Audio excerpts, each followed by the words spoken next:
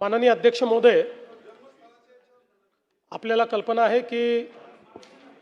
भारताच्या संविधानामध्ये directive principles of state पॉलिसीमध्ये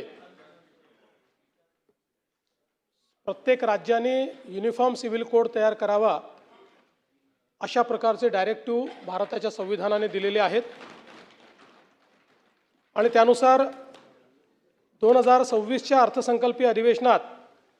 समान नागरी कायद्याच्या अंमलबजावणीसाठी तो तयार करण्यासाठी समिती गठीत करण्यात येईल अशी मी घोषणा केली होती। त्या अनुषंगाने राज्य शासनामार्फत सर्वोच्च न्यायालयाच्या निवृत्त न्यायाधीश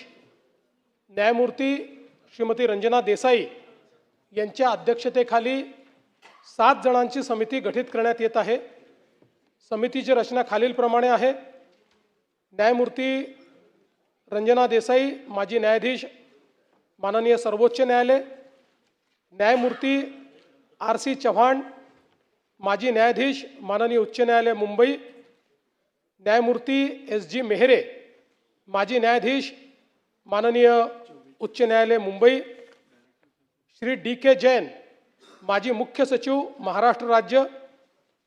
ॲडव्होकेट बिरेंद्र सराफ, माजी महाअधिवक्ता महाराष्ट्र राज्य, श्री रमेश पतंगे, पद्मश्री आणि संविधानाचे अभ्यासक, डॉक्टर सुवर्णा रावल, शिक्षण तज्ज्ञ आणि सामाजिक कार्यकर्त्या, अशा 7 जणांची समिती या ठिकाणी ही गठीत करण्यात येते आहे आणि साधारणपणे पुढच्या 6 महिन्यामध्ये या समितीने आपला अहवाल द्यावा असं अपेक्षित आहे। आमचा प्रयत्न असेल की अशा प्रकारचा अहवाल घेऊन